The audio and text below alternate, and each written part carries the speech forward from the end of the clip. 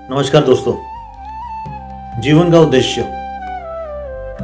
आज का जो टॉपिक है महत्वपूर्ण हमारे सामने कि हमारे जीवन का उद्देश्य क्या है।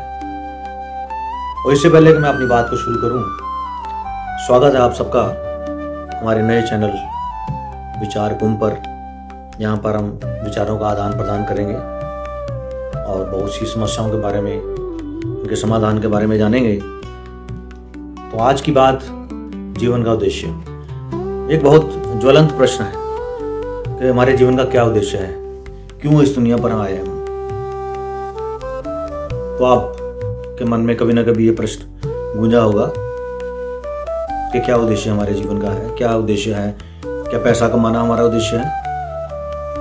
क्या बॉडी बनाना हमारा उद्देश्य है? क्या नेतागिरी करना हमारा उद्देश्य है? क्या अपना वर्चस्व स्थापित करना हमारा उद्देश्य है? इन प्रश्नों के उत्तर बहुत विचार करने योग्य हैं। क्या हमारे में और जानवर में कोई फर्क है? तो दोस्तों, आहार, निद्रा, भय और मैथुन, ये तो हम में समान है तो जानवर में भी समान है। आहार हम भी खाते हैं, जानवर भी खाते हैं। निद्रा हम भी लेते हैं, जानवर भी सोते हैं। हमको भी डर लगता है तो भय उनको भी लगता है। मैथुन मतलब सृष्टि को निर्माण करना, बच्चे पैदा करना, ये उनमें भी है, हमें भी है। तो फिर फर्क कहाँ है? फर्क है धर्म से। धर्म से मनुष्य श्रेष्ठ है। धर्म ही मनुष्य को श्रेष्ठ बनाता है सबके ऊपर। अब सवाल ये पैदा होता है कि धर्म क्या है? धर्म का मतलब है कर्तव्य। क्या आपका कर्तव्य क्या है? कर्तव्य आपने आपके माता पिता के प्रति, आपके भाई बहन के प्रति, आपके बच्चों के प्रति, आपकी वाइफ के प्रति, हस्बैंड के प्रति। अगर आप इस बात को जान लेते हैं तो आपको उद्देश्य मिल जाता है। दूसरी बात, भगवान निराकार भी है, साकार भी है। तो निराकार तो सबको मालूम है कि निराकार है, उसका कोई कार नहीं है। जब हम साकार भगवान की बात करते हैं तो साकार भगवान कहां पे है, किस रूप में है? तो निश्चित सी बात है कि हम सब के रूप में ही भगवान व्याप्त है यहां पे। लेकिन हम सब में कौन? यही तो जीवन का उद्देश्य है। अगर हम चाहते हैं कि भगवान हमारे द्वारा प्रकट हो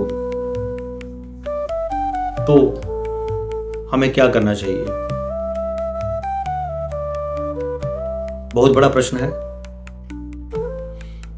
अपने कर्तव्य का जब हम पालन करेंगे तो भगवान प्रकट हो जाएंगे हमारे में। कर्तव्य क्या है? वही हमारा धर्म है, हमारी ड्यूटी है। आप अपने कर्तव्य का पालन करें। आपका जो भी कर्तव्य है, माँ बाप का बच्चों के प्रति, बच्चों का माँ बाप के प्रति, हस्बैंड का वाइफ के प्रति, वाइफ का हस्बैंड के प्रति, अगर आप इसको पूरा कर लेते हैं तो समझ लीजिए कि भगवान आप में से प्रकट हो रहे हैं। और अगर ऐसा हो जाता है तो बाकी सब चीजें तो सेकेंडरी हैं। कुछ लोगों का कहना है कि मोक्ष की प्राप्ति आपका जीवन का उद्देश्य है। तो मान के चलिए कि अगर आप अपने कर्तव्यों का पालन करते हैं ईमानदारी से तो आप मोक्ष में ही जी रहे हैं। मोक्ष कोई अलग संसार नहीं है, कोई अलग शरीर नहीं है, कोई सूक्ष्म शरीर नहीं है भाई। इसी को मोक्ष कहते हैं। तो दोस्तों, मेरे ख्याल से आप मेरी बात का मतलब तो समझ गए होंगे। अधिकारों की अपेक्षा अगर आप कर्तव्यों को महत्व देंगे, अधिकारों को भूलकर कर्तव्य को महत्व देंगे, तो आप ये समझ लीजिए कि आपकी जिंदगी स्वर्ग बनने वाली है। और यही आपके जीवन का उद्देश्य है, यही मोक्ष है। और क्या मोक्ष होगा? आप किसी से, आपका कभी झगड़ा नहीं होगा, आपको किसी से कोई अपेक्षा नहीं रखनी है।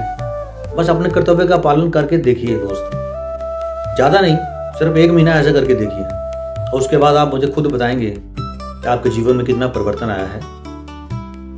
तो दोस्तों, इन्हीं शब्दों के साथ अगला विचार अगली बार करेंगे। आप सबका बहुत बहुत धन्यवाद, बहुत बहुत शुक्रिया। आपका दिन शुभ हो और अगर आपको ये बातें अच्छी लगी हों जीवन के उद्देश्य के बारे में जो मैंने बताई आपको, तो चैनल को सब्सक्राइब करें, ज़्यादा से ज़्यादा लोगों को शेयर करें। बहुत बहुत धन्यवाद दोस्तों, आपका दिन शुभ हो।